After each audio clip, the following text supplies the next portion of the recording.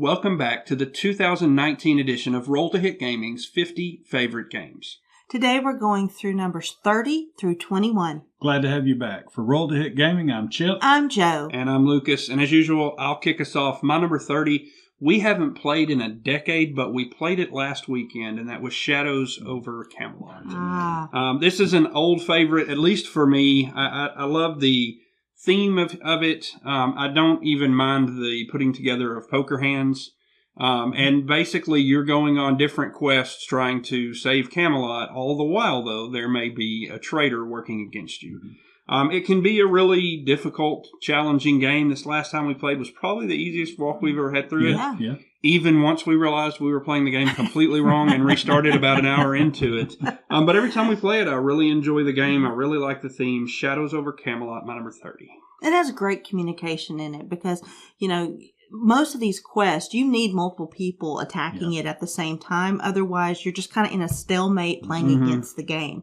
So it was a really good way to really bond as a gaming group to work together. Yeah.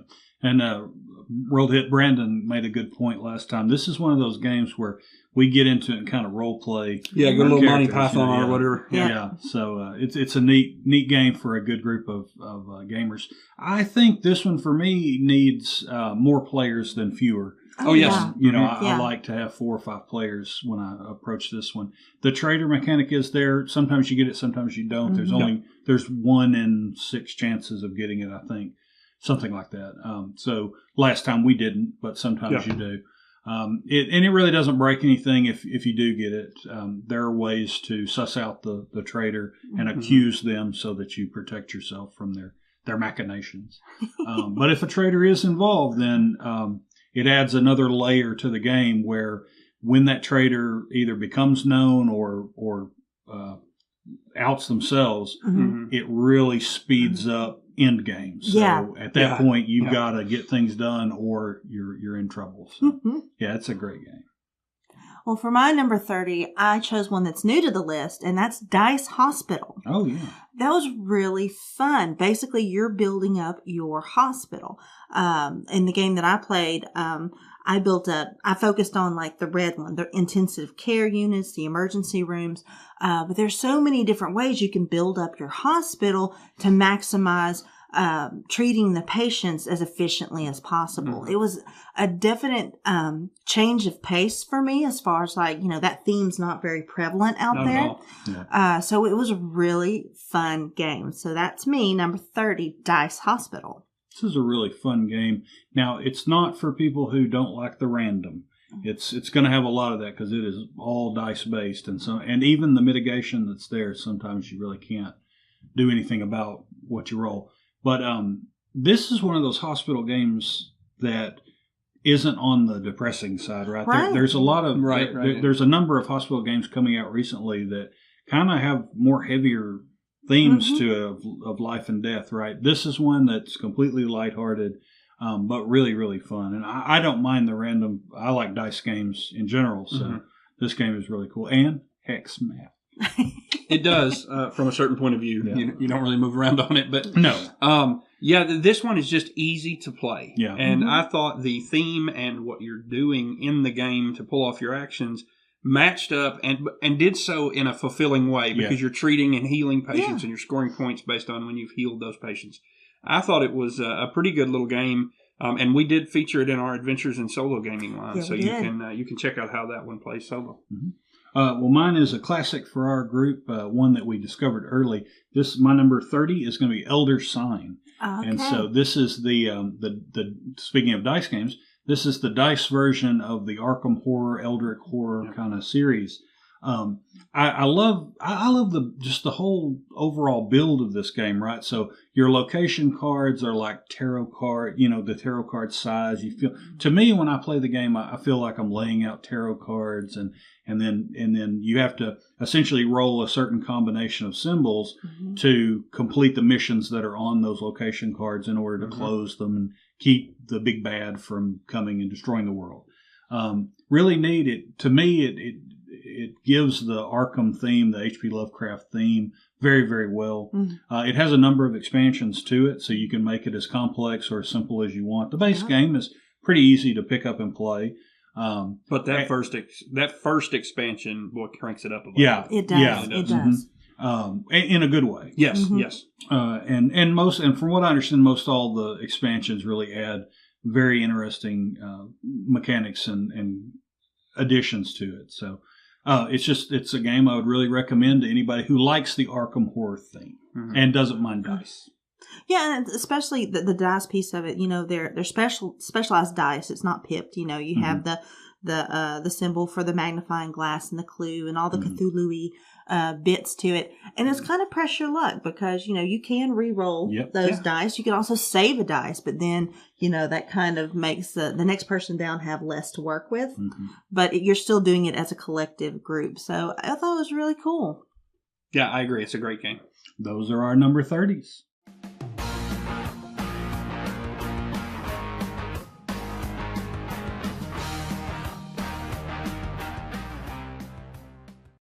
So for me, number 29 is Robinson Crusoe. Oh, yeah. This is one that's a favorite of our group, and it can support, a big group of people. We usually play it with 5, and it's just puzzly fun. You're trying to survive on an island, and there's different missions, right? But the first mission, the basic mission, the one that you learn the game on, is you're just trying to find shelter, find food, build a pyre so you can signal fire to get help and get out of there.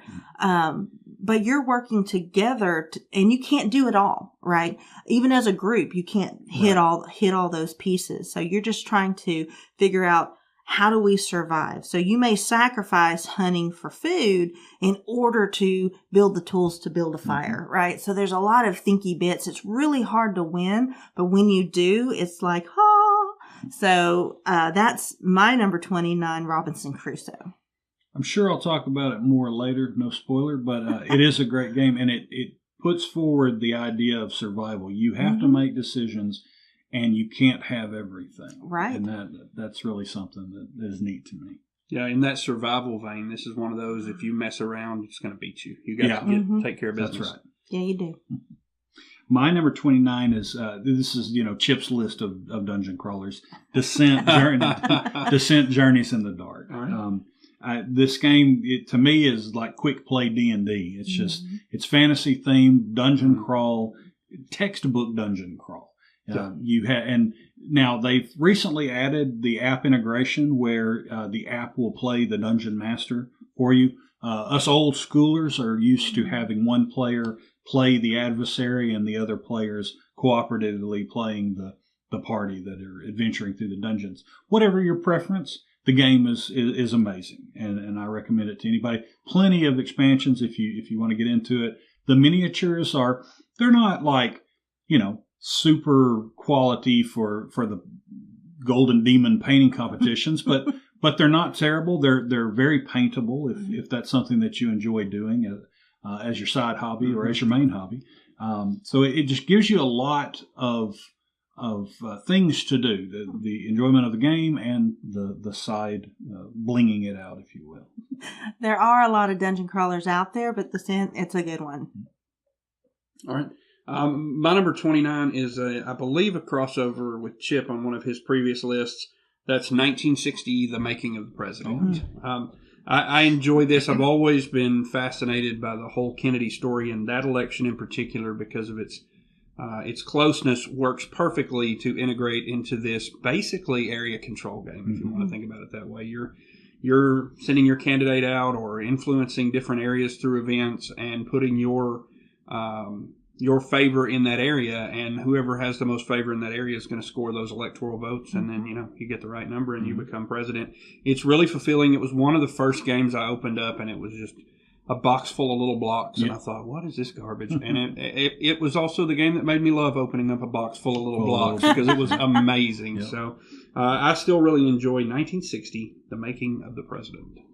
This is two-player game, right? Yep. So it's candidate versus candidate. And it was really cool, too, is not only are you trying to get the area control and all that, but it brings in those pieces of the media that happened during that election. So it's very interesting, and you learn as you go about that time period. So it's really cool. So good choice. We have a local war game group around the area, and one of the old timers there, he considers this a war game. Sure it is. Very much a war game. And I see what he's talking about, right? There are a lot of mechanics inside it, like you said, it's worker placement, but area control. Yeah. But there's a lot of war game like parts of this strategies of this game. Mm-hmm. Yeah. Well, you can feel pieces of it, and I believe they share common designer with like the Twilight Struggle type stuff, right? Through the card actions and stuff like that. So yeah, it's a cool game. All right, that's going to be our number 29s.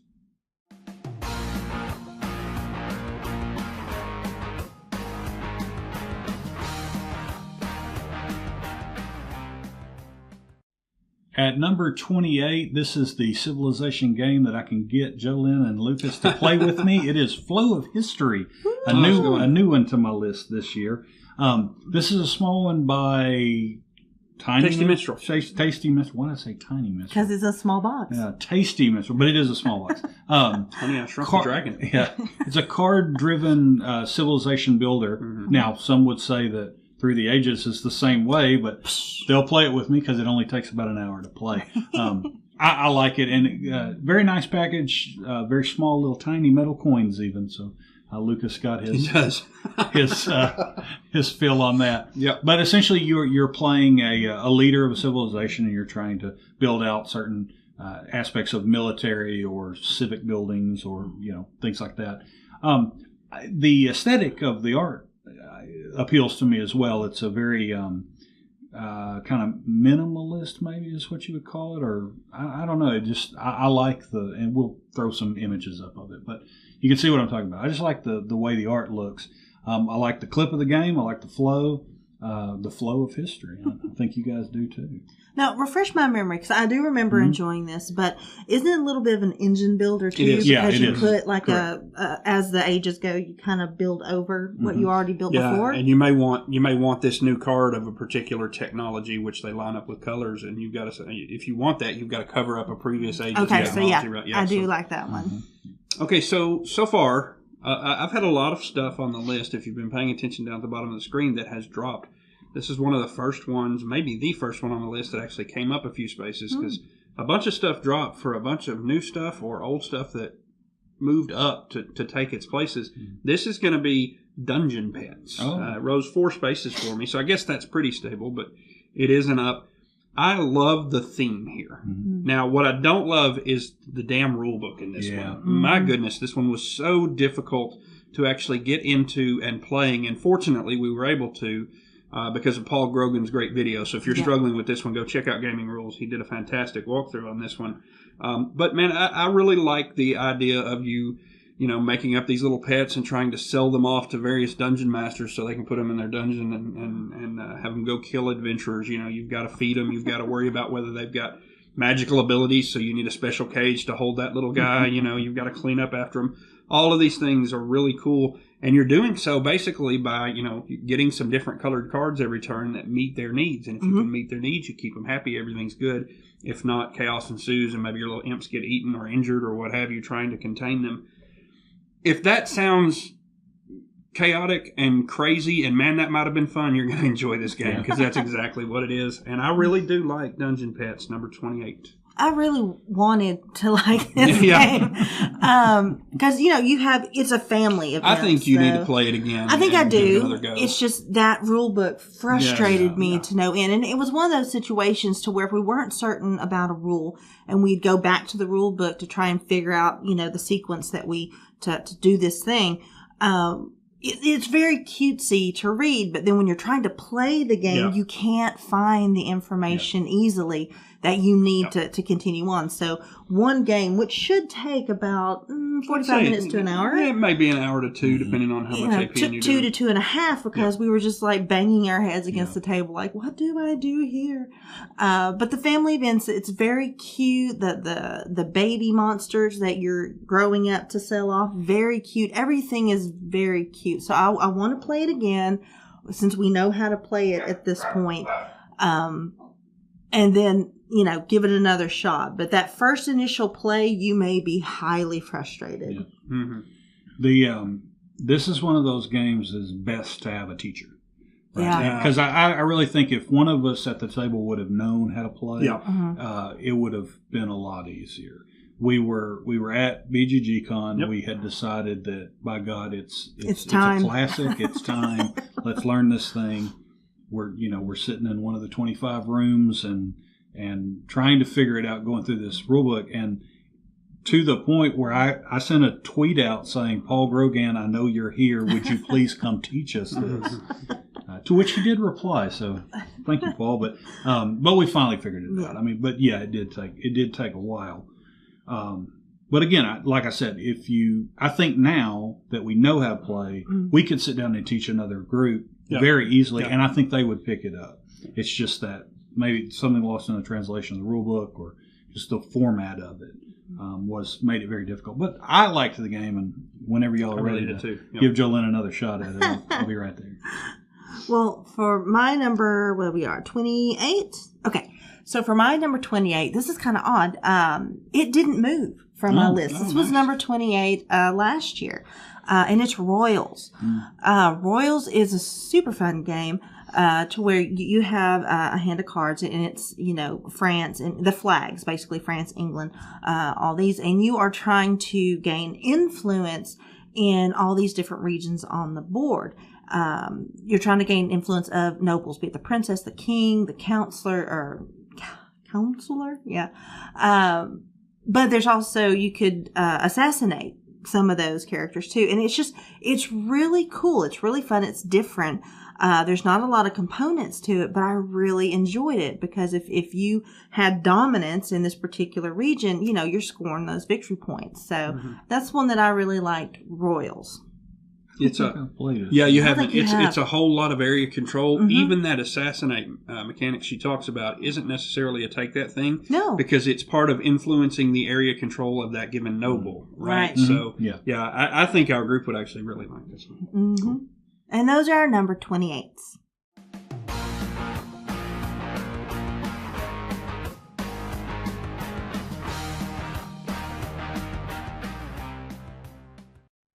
Welcome back. My number 27 is going to be I have the deluxeified version from Tasty Minstrel Games, and that is Yokohama.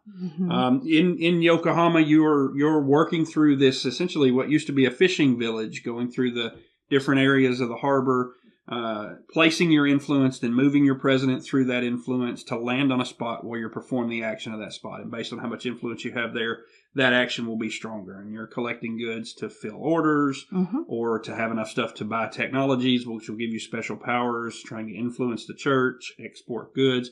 All of these pieces working together to essentially get points at the end of the game.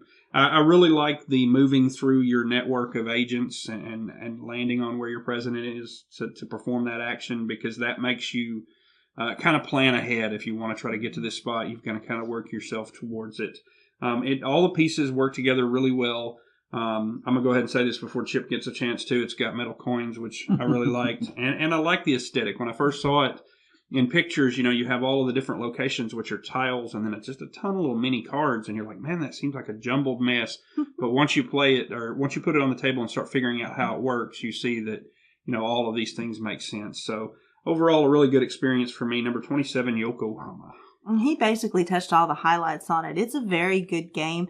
It's got a lot of replayability. And I whooped you at it. That's true. Well, no, okay. Near the end is when you snuck in the church's back door, and you got to get right. You got to get right with the Lord, or you're going to lose. That's just how it is. Stole that from me. Anyway, so but it does change from game to game because of those modular pieces. That the harbor itself, you could have the fishery over here and the dock over here, and then the next game it's switched. So that means you have to reprogram how you're going to hit all the spots you need. So it's really cool. A lot of replayability. Good game. Well, for me, my number 27. Okay. My number 27 is Rum and Bones. This is still a good one for me, though it did drop a little bit. It dropped about 12 spaces, only because we haven't really gotten a chance to get it to the table much in this past year, but still love this game. Basically, you're two sets of pirates, and your ships are battling out between each other, where you have this MOBA style pirates in between, and you have objectives on the other pirate's deck that you're trying to complete. And if you do that, you win. It's just a lot of fun. I really enjoyed this one, and that is Rum and Bones. He hasn't played it, so. Yeah. I was just trying to think of what I could add to that. Yeah, because it's a crossover for you guys. I believe I talked about it earlier. I guess the one thing, and I see a lot of people do this, and if you have fun this way, that's great. People will say, "Oh, it's a 2 to 4 player game," or I think there's even a circumstance under which you could claim to play 5. This is a 2-player game. Mm-hmm. If you're playing multiple players, that means you're splitting up the various people and going at it. I think the richness of the experiences and you having your full set of pirates and them having their full set and going at it and killing the minions, which are never going to stop, by the way. You got to do your objectives or you'll be playing it for a while. I think it's a really good little 2-player game. Yeah, looking at it, I would say it was a 2-player game. Yeah. But I have not played it, but I like the variations of all of the little factions. Oh, yeah. I'm a hobby miniature painter, so seeing those really kind of tweaked my interest. Yeah. I would like to play it. My 27 is one you're going to find on a lot of people's lists, Terraforming Mars. This game, you are landing, your corporation is landing on the planet Mars to build it up and terraform it over 3 categories, right? So you've got to raise the temperature to a certain level. You've got to have a certain amount of water be produced in lakes and all that. And then what is the third one? What am I missing? You've got to temperature, water. They've got the area at the bottom with the little grants you're trying to trying to get. I think coverage, maybe. Maybe I'm not remembering it correctly, but you have a hex map. You're laying out little spaces depending on what you're trying to build, either forested areas, water areas, cities, things like that. Some of the areas of the map actually have bonuses to give you. Your corporation will have a special power, or there's an option to play where everybody has the same corporation, just a neutral corporation. Mm-hmm. There are goals at the bottom you're trying to achieve to gain more victory points. And in the end, it's a Euro game. Most victory points wins. There have been some expansions to this we have not played. I've heard mixed reviews of some of the expansions, but the core game to me is very, very entertaining. And the possibility of having those asymmetric powers with corporations is really intriguing to me. So just all around, great game, Terraforming Mars. I think it is a really good game. I mean, it's basically an engine builder. You're buying up cards in order to feed your engine, and you may be focusing on microbes or pets, or you could be focusing on generating the most money possible. And there's multiple paths to victory, even though you're all trying to get to the same end game. So, really cool game. I like it. Let's roll the transition.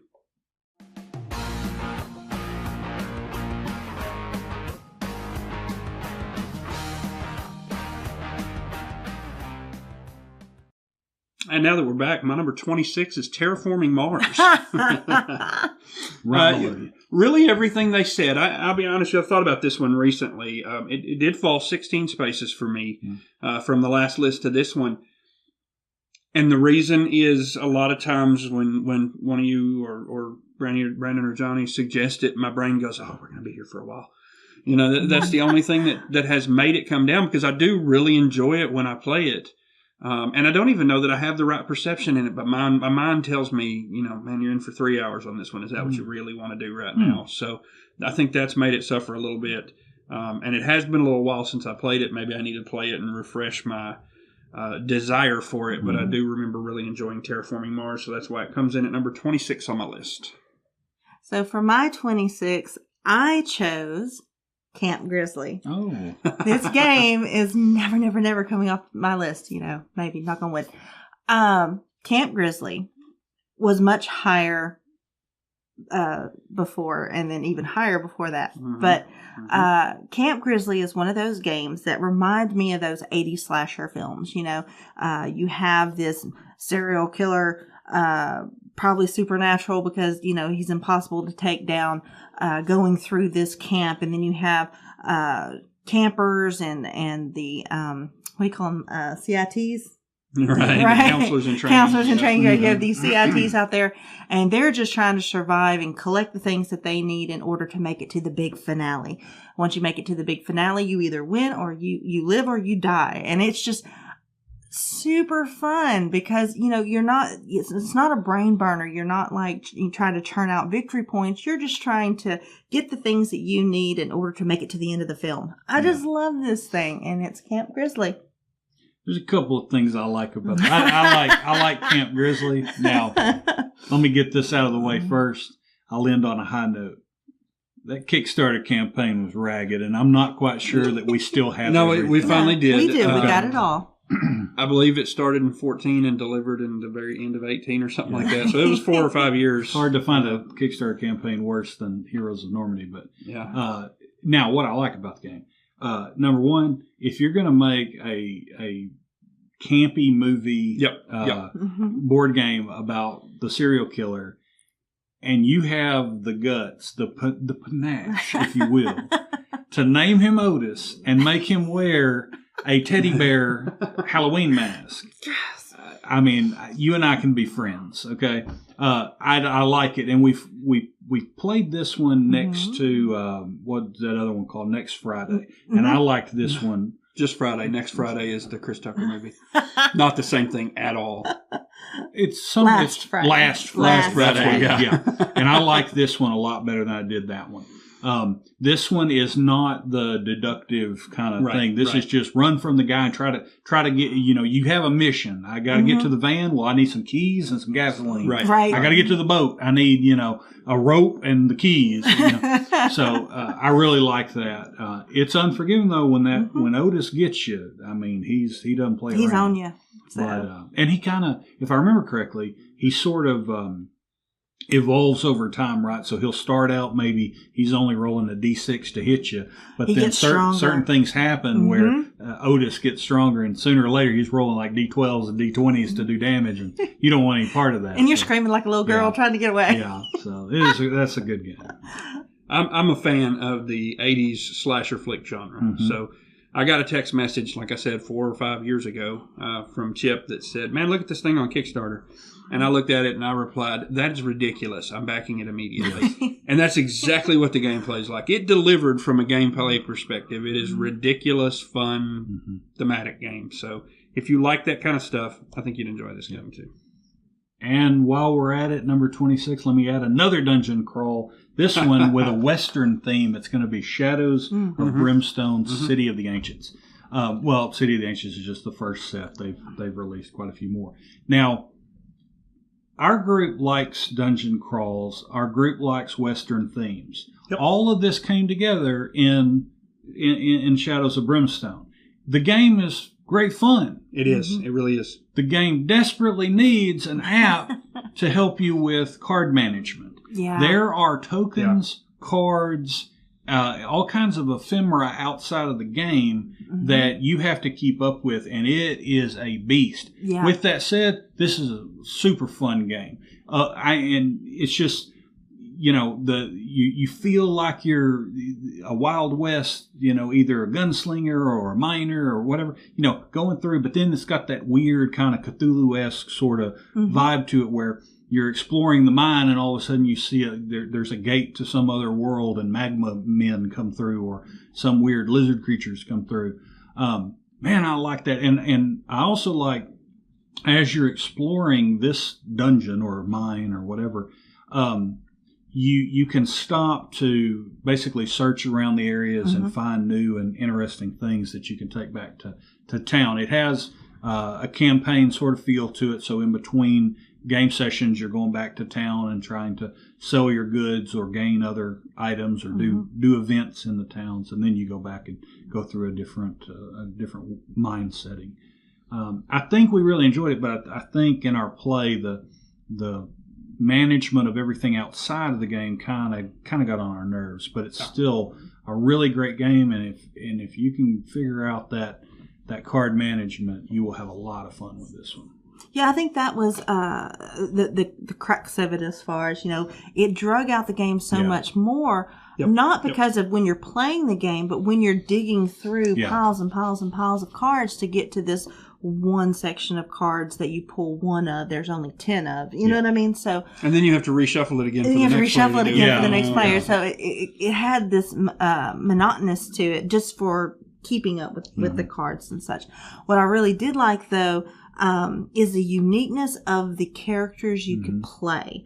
I mean, you had your standard lot of, the miner and the gunslinger, but you also had like a piano player, like a saloon piano player. That's like, how the heck did he get roped into going deep into a mine to try and kill these things? It's just, that was a fun little twist. It wasn't the standard fare, which I thought was really cool.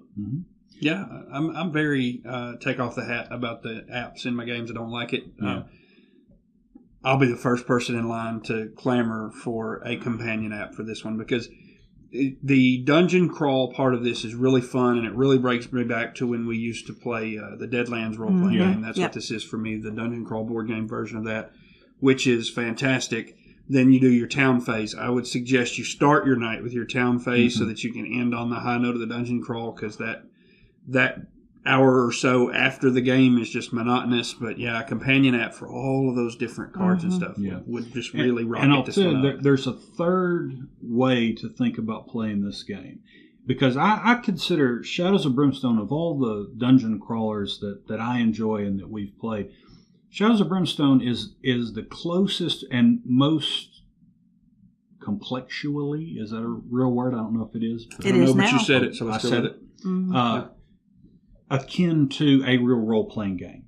And so another option would be, if you have a player who is willing and able to take on basically the role of the dungeon master and be the game master for the session, prepare the adventure, the night's adventure beforehand, bring that to the group so that you already know how the mine's going to be laid out, you already know where things are seated, and then run the group through that almost like you were doing a quasi role-playing game. I think that would help kind of get over that ephemera stuff, because you've already got it. You know everything you need, everything you don't, and you don't have to worry about it. So that's another option. But Shadows of Brimstone is a really, really great game. They've put out 3 main big box sets. So you've got City of Ancients, Swamp of Death. Their newest one is Forbidden Temple, I think, which is kind of a Chinese flair to it. And then there's a host of smaller expansions that add either just a couple of new models or a new big enemy or things like that. They're really creating their own world, and it's really enjoyable. So that is our number 26s.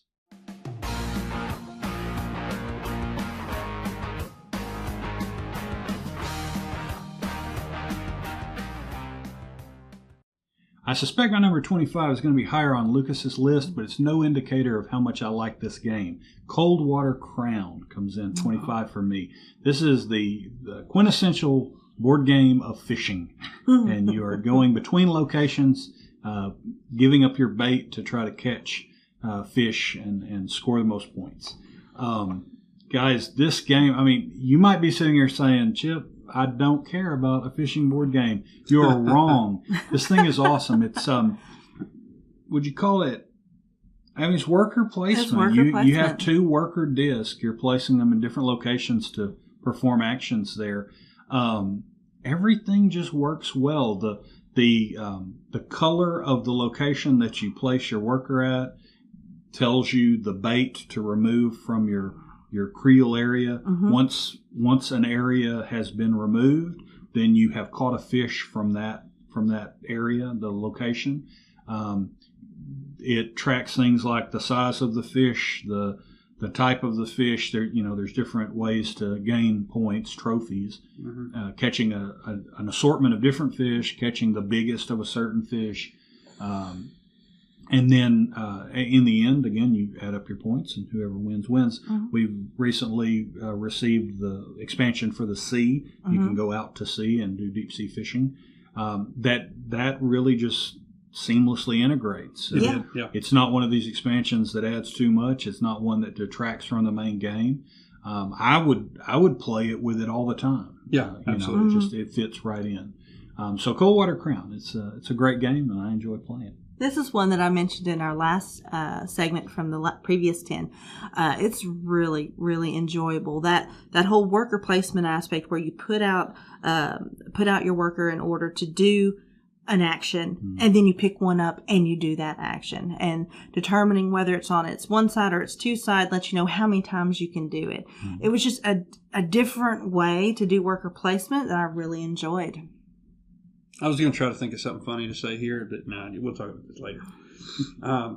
My number 25 is going to be Kingsburg 2nd Edition. I never played the first edition, but somewhere along the way I became interested in it and then learned they were going to do a second, so we just held out until that came out. And really, really cool little game. You start off the turn by rolling your dice, and that will give you your 1 to 3 workers that you can place, because there are a number of nobles or village people that you're interacting with, and you can say, well, I want to go to the guy, his value is 10. You need 10 faces, 10 pips worth of dice to place there and execute that action.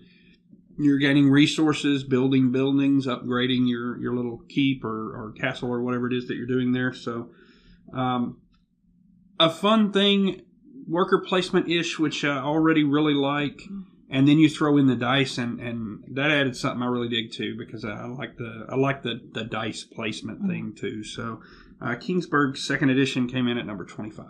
What's really cool too about that is, like, if you decide to go to this particular area on the board, you put your pips there. Well, now that place is blocked, right? Like, you need traditional worker placement, but you're not. If you have a grand total of, let's say, 15 pips, you're not stuck with only, well, now I can't go there. You can break those up any way. You can go to a 5, you can go to a 10.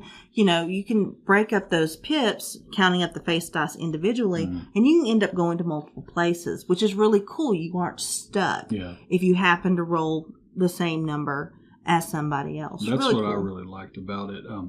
You can't break a dice up, but like from your 3 dice, you could say, I want my 1 dice to go here, and then my 2 and 3 are going to make 5 and go here. That was I don't think I'd ever played a game like that before, and that's something I really, really dug about Kingsburg. All right. Well, for me, my number 25 is Alien Frontiers. This is a game that was really cool. I mean, you are, again, using dice, and you're trying to basically put all your colonies down on the planet. And you can do this multiple ways depending on what you roll. So, if you roll, I think it was, to do it automatically, I think it was like quadruples, I can't remember. Or you can build up your ship, or you can put some dice to get some tech to help you out along the way. And there's all these different ways, but the end result, the end game, is to get those colonies down. So I thought it was really cool because you had all these different ways to do that one thing, and everyone did it a different way. So really cool game. I enjoyed it. Alien Frontiers. Yeah, I liked it too. It's got and you can also play it as a race. I mean, you can either build, sit back and try to build up, but you can also really drive it home and try to race for the laying down those colonies. And that's our number 25s.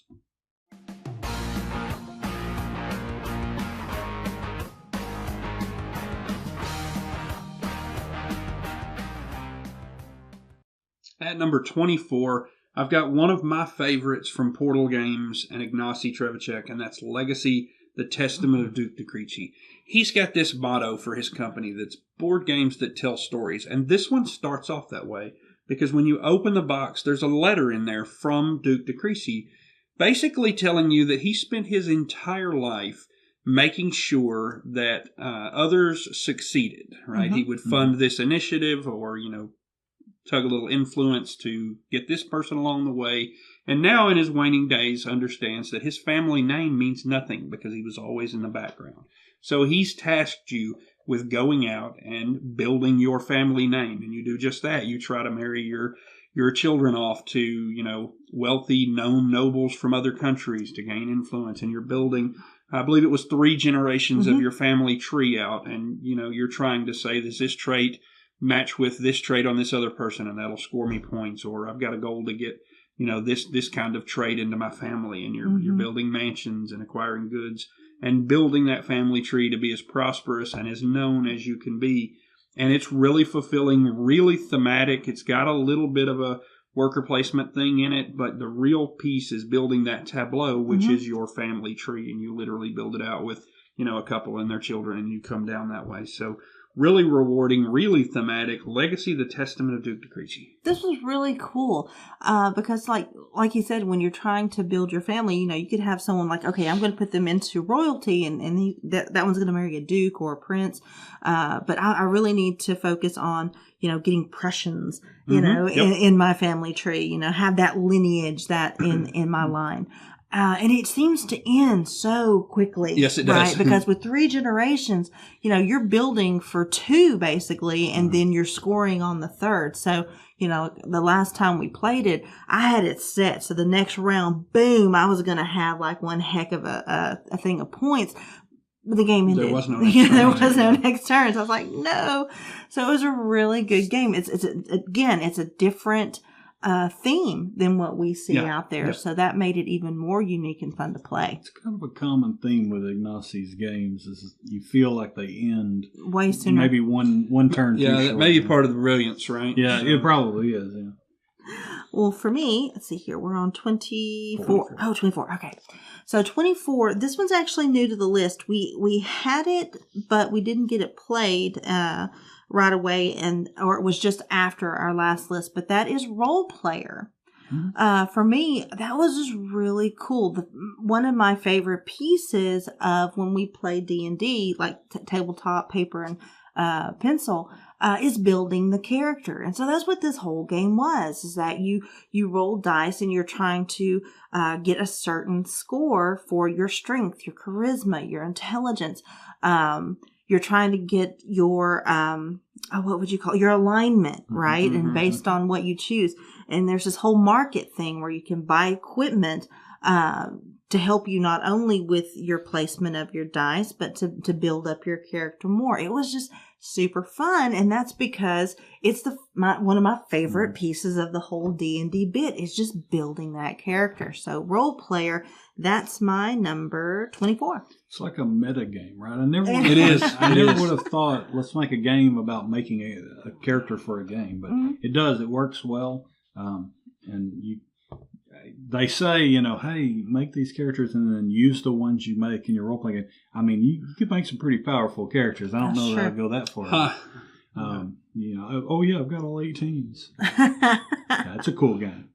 My number 24 is a game you guys haven't played, which is actually a rarity. It's usually games, you guys have games that I haven't played, but this is Mombasa, and we'll get this one to the table soon. This is a sort of an economic and area control game. Alexander Pfister, if I'm not correct. Okay, good. What I like about the game is I am drawn to economic games. I think that is really interesting. And in this game, you have 4 different companies that are making their way into the continent of Africa. You are not playing one of the companies. You are watching their development and trying to bet on which one is going to be the winner. And so you are investing in each one of these companies, or whichever you choose, to try to maximize your return there. So if one company is able to proliferate into Africa, obviously their stock is going to be more expensive or more valuable. And at the end of the game, you'll get paid off for that. But the gameplay itself, what I like is, to me this is unique. I haven't experienced this before, but you have when you're picking your actions from a deck of or a hand of cards that you have, you're going to decide in 3 piles which pile you want to discard into. And those cards are essentially lost until that pile gets reshuffled and becomes your hand again. So you're preceding a future hand that you may have. And so you need to keep up with, okay, well, I've discarded 3 bananas into this one. So, if I need more bananas later, I need to discard into this one instead of one of these others. And you have to make decisions on, because these, have different actions, different outcomes. So it's that kind of management there, and then watching the whole board state to see, how that develops and making your bets essentially on those companies. It's it's on the heavier side of a Euro game, but it's very rewarding gameplay, and I really enjoy it. It's Mombasa. Well, I like Pfister, so I definitely want to try it. Yeah, I'm going to echo that sentiment. I'm a big fan of Pfister as well. That's going to end up being our number 24s.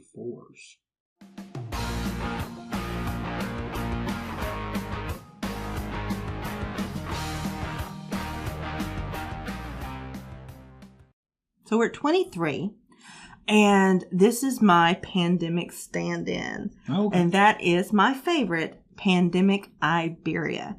Pandemic Iberia is basically you're playing Pandemic, but it's on the Iberian Peninsula of Spain.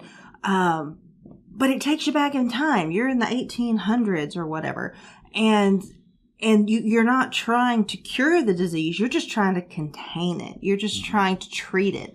So, you don't have all those modern conveniences. You are building railroad track in order to get from one spot to another. And you're treating entire regions, and you're cleansing the water to help fight back the tide of said disease.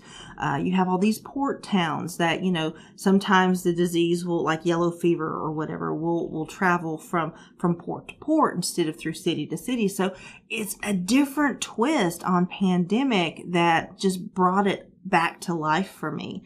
So that is my favorite. That's my number 23, Pandemic Iberia. Just hold on for it. I'm still ashamed that it fell so far. My number 23 is going to be a Games Workshop classic, Necromunda. They've recently brought it back out, but we have played this going on decades now. When we were introduced to it in its first edition, when it hit the scenes, this is the game of gang combat in the futuristic world of the Hive.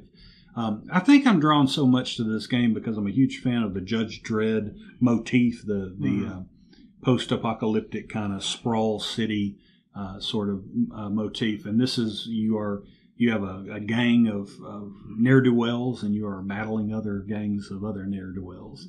And I just like it. I'm more fond of squad-based kind of skirmishes, kind of skirmish games, and so this fits right in with the theme, with the world that they've built. I really enjoy it. Necromunda by Games Workshop. I'm really excited about the reboot because before we were playing on cardboard stacks and these little paper barriers and such. That was state of the art at the time. Well, may have been, but they've my stepped goodness. up their game when it comes to playing. I've played this game where a tequila bottle was part of the terrain. So. VCR tapes. For you kids that don't know, back in the day before YouTube, there was a thing called a VCR. History lessons over. Yeah, figure it out on your own. I'm going to move on here. My number 23, I think we're on, is Legendary, a Marvel deck building game, or as I usually just say, Marvel Legendary. I like deck building games. I think I liked them more than I do now, but this one still holds up, partially because of the theme. You pick a villain, you pick a plot twist, you pick some henchmen, shuffle up the bad guy's deck, shuffle up the 5 different heroes, and they have an app if you want to just randomize everything that happens, which we do, and it's pretty cool. And then you build your deck, and each one of your heroes that you get into your deck is going to give you an ability that may trigger one on another, and just kind of let you play those chains that everybody's familiar with deck building. And the bad guy will throw junk into your hand, and if occasionally a bad guy will come out and capture an innocent bystander, and you'll lose points if he gets off the board with that guy rather than you saving him. All of these things work together really well. They're thematic for me, but that could be because I want to be in the theme. I do understand that that's a component of that. But I enjoy that game really more than a lot of other deck builders at this point. It may, in fact, be the highest one on my list. Number 23, Marvel Legendary. And there's tons of expansions. You got more heroes, more masterminds. I swear we have a case. Yep. It's just full. So there's so much replayability with that, and it's a ton of fun. I love building the combos. I mean, that's where it's at, right? And you're going to make that big attack, and you've got the perfect hand. And, well, you kind of work together on that, right? Because, you're like, hey, man, that Iron Man will work really well for me. Can y'all leave that out there for me, and that kind of stuff. Yeah, really good game.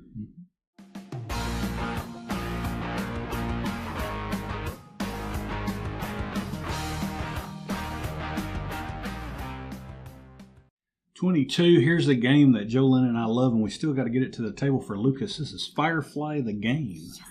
Firefly the game, you are piloting your Firefly ship around, or there's an expansion with a couple of different ships, but the base has just the Firefly class. Flying around the verse, trying to get into trouble, trying to complete missions for different less than honorable people, and you're just trying to make your way. What does Mal say? Get a ship, keep flying. Get a crew, keep flying. And that's what you're doing. You're going around to different locations, trying to pick up crew, pick up upgrades to your ship, pick up equipment for your crew, all to do these missions and score points. There are goals that you can pick for your game. So a standard game you want to do. Pay off your ship. Yeah, meet certain goals, pay off your ship. Other missions have you do different things, but you're just kind of flying around. You're trying to avoid the Reavers. To me, it really feels like the Firefly universe condensed down into a board game. I really enjoy it. Well, I mean, and there's like those other 2 expansions that you add into it, and it really doesn't add to the length of the game. It just, because it's going to be a long game no matter what you do, but it does add to the content of the stuff that you can get along the way. I mean, and it's very, I mean, it's pick up and deliver. It's very sandboxy, but there's just so much you can choose to do. You can go to, like you said, all these different markets, and this market is known for crew. So if you really want crew, then you go to this planet. And then as you're moving, the movement through the verse is really cool too, because you move a standard amount, but if you want to push it, then a card gets drawn and be like, okay, because you pushed it, now this happens. What are you going to do? And then it just, everything about it is almost like choose your own adventure when you add into it. I love this game. Good choice. Yep. Thank you. They're right. I haven't played it yet. And I'll tell you what worries me about this one and why I'm so hesitant. Firefly is okay to me. I don't really care about the theme. But I have heard from numerous people that you could watch the run of the show and you'd finish before the people playing the game. Oh, no. So that's what really worries me. Picking up and delivering is fine. I don't want to do it for 6 hours. No. There's more to it than that, though. Again, okay, so here's the problem with those folk. They're not playing the game like they're supposed to be playing the game. The game has an objective. The game doesn't force you to go after the objective. Right. Therefore, if you choose not to go after the objective, you could play all night. Yep. Yeah, which would suck. If you go after any game, the objective, I don't think I want to play any game all night. If you go after the objective, it's one of these graduated games. So, like I said, there's different missions, I guess. You have short games, medium games, and long games. If you choose a short one, hour and a half tops. That wouldn't be too bad.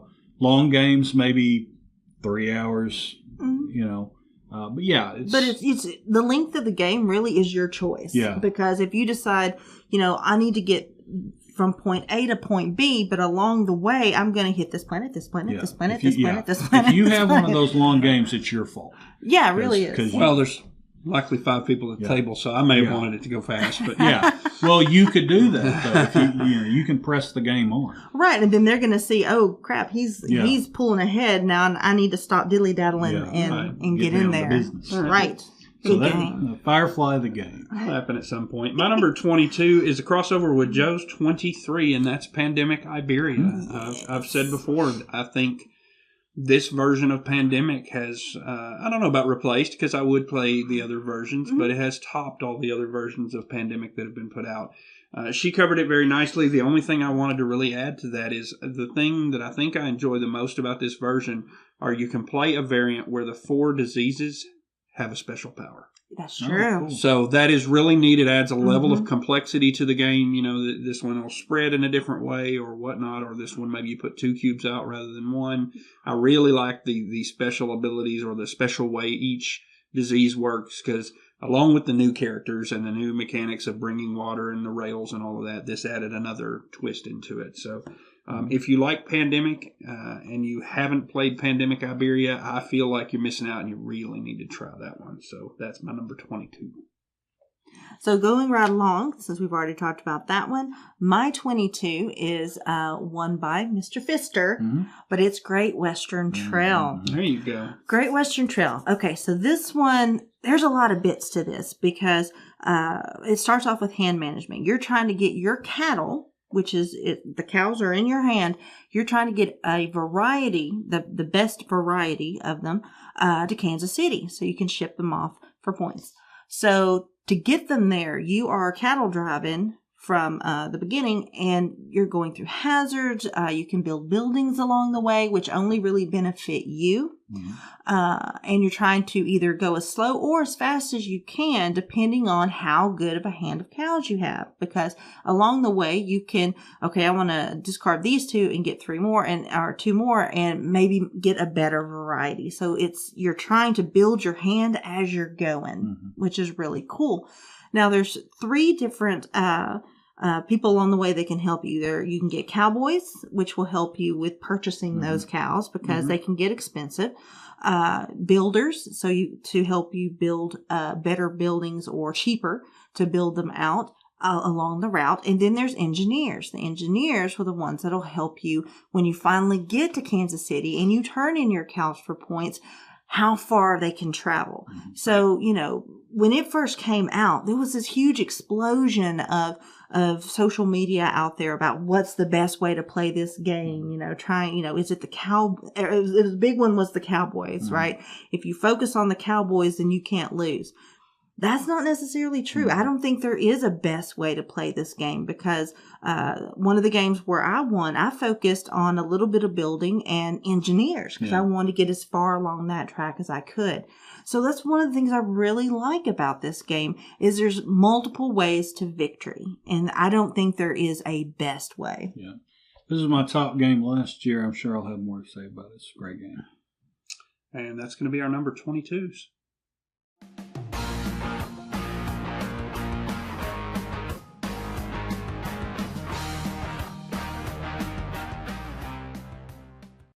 So that's going to take us to the last one on this video, number 21, and mine is from Renegade Game Studios, and that is Ex Libris. We had a chance to play this one for the first time this year, so it's new to my list, and it really came in high because that's how much I enjoyed it. You start off with a bit of worker placement where you send your guys out to various areas, and you're trying to gain books to build up your library. Now, there's a favored book category where everybody will get points based on who's got the most of those. There's a banned book category where you're going to lose points based on those kinds of books. And then each library has their own. So there's a number of different pieces that fit into what books you may want to get to put into your library. But that library you're building is the puzzle of this because each one of those book cards that you take has a letter and a number. Let's say F1, right? So you have to lay your library out, no more than 3 cards tall in alphabetical and numeric order. So F1, anything before F or F, another F1, if that would exist, couldn't go after that one. You've got to stay on the sequence. You can go back. You're not building in a specific order, but you're trying to build out the best block of books that you can because you're also going to score based on stability, which is the biggest rectangle you can draw that's unbroken. So many ways to score, so many pieces to the puzzle make this one a really fulfilling game. And it's pretty thematic. The art is very well done. It's a little bit cartoony, but it doesn't cross that line where it becomes annoying. It's really well done for this theme. So I'd strongly suggest my number 21, Ex Libris. And the theme really bleeds through well with this one because, if you just look at the cards that has the books on the bookshelves, it's got all the things you could think of that would be like a Dungeons and Dragons type thing. You have a monsters manual and you'll have dwarven diseases or, whatever the case may be. With tongue firmly planted in cheek. Oh, yeah, right? tongue in cheek. Super cute. And on top of that, when you're building your own library, you have your own set of rules that this is how you win. You're going to have a book that's favored for your library. Your library is going to have its own little special power worker placement that's just for you. So, it's not like everyone has the same thing. Everyone's is a little bit different to get to that end point, and that's what I really liked. Demonology for dummies. There you go. Yeah, I like this game. I do enjoy it quite a bit. Now, it can take up a bit of space. Yes. You wouldn't think some of these are kind of, they're hidden space hogs. Thinking it's just a card game, you're like, it's not going to take up too much, but you're laying them next to each other. Your bookshelf, if I remember correctly, can only be 3 levels tall, but it can be as wide as you want it as long as the base is wider than the top, right? So, if you get on a run on that bottom row, then it can be very wide. But yeah, it's super cool. You got to keep up with putting them in alphabetical order, getting, like you said, the type of books you need. Really fun game all around. Yep. And it's a library thing. You don't see a lot of that. No, you don't. Yeah. Yeah, very cool. Well, for my number 21, I chose, it's a one that actually rose for me quite a bit by 16 points, and that's Tiny Epic Galaxies. It's I think that one was the first Tiny Epic game that first came out, was the Galaxies. I think it's the first one we played. Yeah. It's the first one we played, and it's just really fun. I mean, it's a tiny, tiny little game. You just have your own little planet board, and you have ships, and you have and you're rolling specialized dice in order to do certain things. And it has this really cool follow mechanic. So, like if he decides to fly a ship, well, if I pay in, I believe it's culture, then I can follow him and do that too out of turn. There's an expansion to it that we finally got to add this year called Into the Black. And that added a really nifty extra little module to it. Mm-hmm. It didn't take away from the game at all, but it added some like pilots, specific ships, and an exploration that's like into the black, into the black hole. And that was really cool. It added even more to it without changing the base game, which is so important to me as an expansion. So, it's one of the first ones that came out by them, and it's still one of my favorites by them. That is, Tiny Epic Galaxies. Yeah, some of their games are pretty much exactly what you'd expect them to be, and I'm a big fan of the Tiny Epic series. This one is one of those, there's so much more in that box than you would think there's going to be. And the expansion does kick it up a notch. I enjoyed that. Very cool game. My number 21 is another GW classic of Blood Bowl. It's American football kicked up a notch, if you will, no pun intended. But it has a fantasy thing with orcs and dark elves and everything else. This is really the closest thing Games Workshop had to a true board game back in the day, right? Yep. Recently, they've come out with more traditional board games, but in the early history of Games Workshop, Blood Bowl was really their board game. Everything else was tabletop miniatures. I'm not, in my just regular life, I'm not really the biggest fan of football. I don't follow it, but if you pair up orcs and goblins and dark elves and lizard men and then human teams with armor and spikes on their hands to beat each other to death, now you've kind of got my curiosity piqued.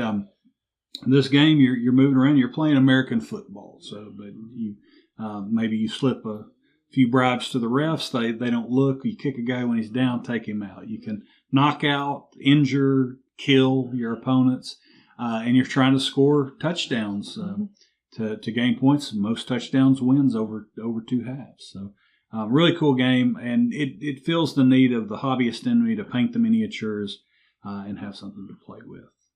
What's really cool, my favorite part is picking your team, because there's a team for any type of player that you are. Like for instance, I have a Skaven team, and they're fast, they're agile, they're fragile. Yeah. So if you hit them, they're going down, but you got to catch them first. Right. But you could have a dwarf team, which is they hit you hard, they're slow moving down the pitch, but it takes a lot to take them down.